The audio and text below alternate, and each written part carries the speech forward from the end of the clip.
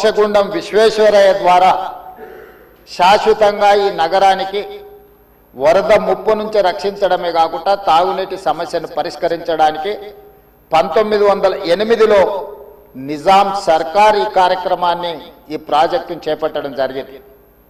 1921-22కు ఉస్మాన్ సాగర్ హిమాయత్ సాగర్ ప్రాజెక్టులను నిర్మించి ఈ రోజుకు 105 సంవత్సరాలైన ఈ పట్టణం నగరం మహానగరంగా విస్తరించిన 105 సంవత్సరాల క్రితం నిజాం ప్రభు నిర్మించిన ఉస్మాన్ సాగర్ హిమాయత్ సాగరే హైదరాబాదు ప్రజల యొక్క దాహార్తిని ప్రజలకు పాపులర్గా గండిపేట నీళ్ళు అని తెలుసు. హైదరాబాద్కి ఎవరైనా వచ్చి కొంచెం హుషారైతే గండిపేట నీళ్ళు అడ్డట్టున్నాయని అంటుంటారు మనోళ్ళు పెద్దలు. అంటే గండిపేట నీళ్ళలో వికారాబాద్ నుంచి వచ్చే నీళ్ళల్లో ఒక గొప్ప మహత్వం ఉంది.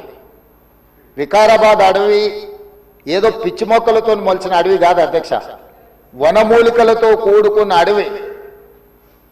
వఖారాబాద్ కా హవా లాఖోం కా దవా, అంతేనా అధ్యక్ష? లాఖో మరీదోం కా దవా. టీబీ వచ్చిన వాళ్ళని తీసుకెళ్లి వికారాబాదులో వదిలేస్తే అక్కడ 3 నెలలు ఉంటే నేచరే వాళ్ళని క్యూర్ చేసే విధంగా, అంటే నిజాం వికారాబాద్ అడవులను పిచ్చి మొక్కలతో కాకుండా వనమూలికలతో కూడుకున్న చెట్లను నాటి వాటిని పెంచడం వల్ల వికారాబాదులో టెంపరేచర్స్ తక్కువ ఉంటాయి అధ్యక్ష. హైదరాబాదులో ఈ చుట్టుముట్టుతుండే టెంపరేచర్ కంటే 2-3 డిగ్రీలు వికారాబాద్ అనంతగిరి కొండల్లో టెంపరేచర్ తక్కువ ఉంటుంది. అక్కడ గాలి, అక్కడి నీరు చాలా గొప్ప వనమూలికలతో కూడుకున్నది. ఆ నీళ్ళే గండిపేటకు వచ్చి ఆ గండిపేట నీళ్ళే హైదరాబాద్ నగరానికి ప్రజలకు తాగడానికి ఇవ్వడం ద్వారా మన ఆరోగ్యాన్ని కాపాడడం కాకుండా మనకు తెలివితేటలను కూడా మెరుగుపరచుకోవడానికి నిజాం సర్కార్ ఇవన్నీ ఏర్పాటు చేసింది అధ్యక్ష. కాలక్రమేణా స్వతంత్రం వచ్చింది, సాంకేతిక నైపుణ్యం పెరిగింది. సాంకేతిక నైపుణ్యంతో నగరాలు అభివృద్ధి చెంది జలవనరులను కాపాడుకోవాల్సిన మనము ఆ దిశగా ప్రయాణం చేయలే అధ్యక్ష. శాశ్వత సమస్యల్ని పరిష్కరించి మన ఆరోగ్యాన్ని కాపాడే జలవనరులను కలుషితం చేయడమే కాకుండా కబ్జాలు పెట్టి ఫామ్ హౌజులు కట్టి ఫామ్ హౌజ్లో డ్రైనేజ్ లైన్లు తీసుకెళ్లి ఈ గండిపేట హిమాయత్ సాగర్ కలిపిండ్రు అధ్యక్ష.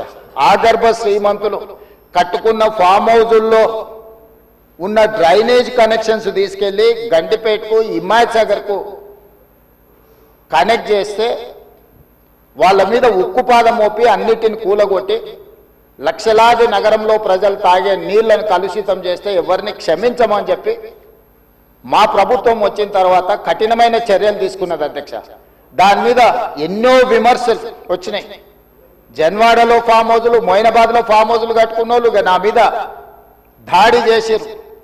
లక్షల కోట్ల రూపాయలు సోషల్ మీడియాలో ఖర్చులు పెట్టి బద్నాం చేసే ప్రయత్నం చేసిరు. అయినా మా సంకల్పం మంచిది, పేద ప్రజలకు మేలు జరగాలన్న ఆలోచనతో ఎన్ని విమర్శలు వచ్చినా వెనక్కి తగ్గకుండా 100% ఆ కార్యక్రమాన్ని ముందుకు తీసుకెళ్లే ప్రయత్నం చేసి, అదేవిధంగా మాకొచ్చిన అవకాశాలలో ప్రపంచంలో చాలా దేశాలు తిరిగినాం అధ్యక్ష. చాలా దేశాలను చూసినాం. అభివృద్ధి చెందిన ప్రతి దేశంలో ఒక నదీ పరివాహక ప్రాంతాన్ని అభివృద్ధి చేయడమే కాకుండా వ్యాపార కేంద్రాలుగా మార్చారు. ఈరోజు న్యూయార్క్, న్యూజెర్సీ మధ్యలో హడ్సన్ రివర్, లేకపోతే లండన్లో థేమ్ రివర్. నేనే మంత్రులనే కాకుండా మిత్రులు అక్బరుద్దీన్ ఓవైసీ గారితో కూడా కలిసి మేము లండన్లో ఆ ప్రాజెక్టును పరిశీలించడం జరిగింది. జపాన్లో చూడడం జరిగింది, సౌత్ కొరియాలో చూడడం జరిగింది, సింగపూర్ లాంటి నూతనంగా అభివృద్ధి చెందిన దేశాలను మనం పర్యటించడం జరిగింది. జర్మన్ లాంటి దేశాలు తమరు కూడా కౌన్సిల్ చైర్పర్సన్ సుఖేందర్ రెడ్డి గారు కూడా వెళ్ళి మీరు చూసి వచ్చి మీరు కూడా నాతోని మీ అనుభవాలను కొంత నాకు వివరించడం జరిగింది.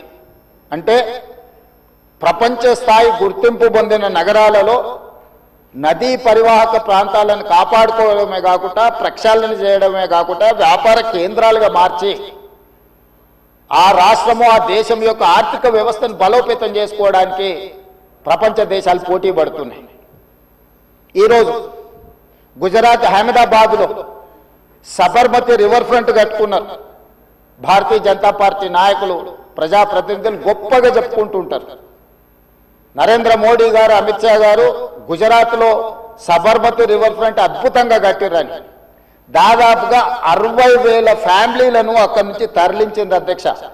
60,000 కుటుంబాలను సబర్మతి రివర్ ఫ్రంట్ అభివృద్ధిలో భాగంగా ఆ సబర్మతి రివర్ కానుకొని ఉన్న పేదలను అందరిని కూడా అక్కడి నుంచి తరలించారు.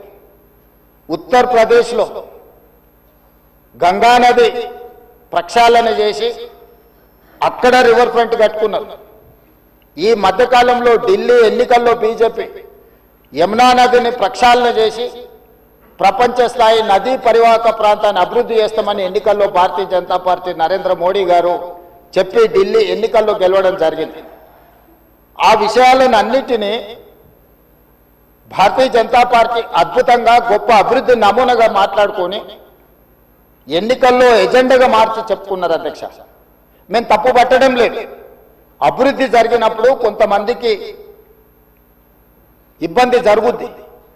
ఆ ఇబ్బంది జరిగిన వాళ్లకు ప్రభుత్వాలు న్యాయం చేయాలి, నష్టపరిహారం ఇవ్వాలి, ప్రత్యామ్నాయం ఏర్పాట్లు చేయాలన్నది మా ఆలోచన. మేము యమునా నదిని వ్యతిరేకించలే, గంగా నదిని వ్యతిరేకించలే, సబర్మతి నది రివర్ ఫ్రంట్ను మేము వ్యతిరేకించలే అధ్యక్ష. కాంగ్రెస్ పార్టీ ఆయా రాష్ట్రాలల్లో అక్కడ నివాసం కోల్పోతున్న వాళ్లకు మెరుగైన వసతులు కల్పించండి అని మాత్రమే ప్రభుత్వాలకు సూచన చేసినాం అధ్యక్ష. ఈరోజు ఈ నేపథ్యంలో ప్రపంచ దేశాల నుంచి మన దేశంలో ఉన్న వివిధ రాష్ట్రాలు, రాష్ట్ర ప్రభుత్వాలు చేపడుతున్న కార్యక్రమాల నుంచి కొంతైనా మనం నేర్చుకోవాల్సిన అవసరం ఉంది అధ్యక్ష.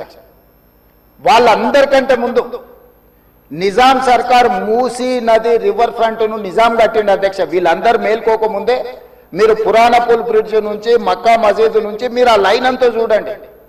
గుల్జార్ హౌస్, మోజంజాయ్ మార్కెట్, మీరు గండిపేట, ఉస్మాన్ సాగర్, హిమాయత్ సాగర్ నుంచి మొదలు పెడితే పరివాహక ప్రాంతంలో ఎన్ని హెరిటేజ్ స్ట్రక్చర్స్ ఉన్నాయి. తారామతి, బారాదరి నుంచి మొదలు పెడితే ఆ నదీ పరివాహక ప్రాంతంలో దశాబ్దాల కిందే నిజాం ఒక నదీ పరివాహక ప్రాంతాన్ని వ్యాపార కేంద్రాలుగా తీర్చిదిద్ది ప్రపంచ దేశాలతోనే పోటీ పడే విధంగా ఆనాటి హైదరాబాద్ రాష్ట్రాన్ని అభివృద్ధి చేసింది అధ్యక్ష నిజాం.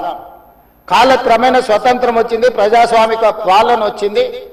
కానీ నిజాం చేసిన అభివృద్ధిని మొత్తం కాలగర్భంలో కలిపేసేసి కనుమరుగు చేసేసి పాలకులకు నిజాం మీద కోపం ఉంటే నాకు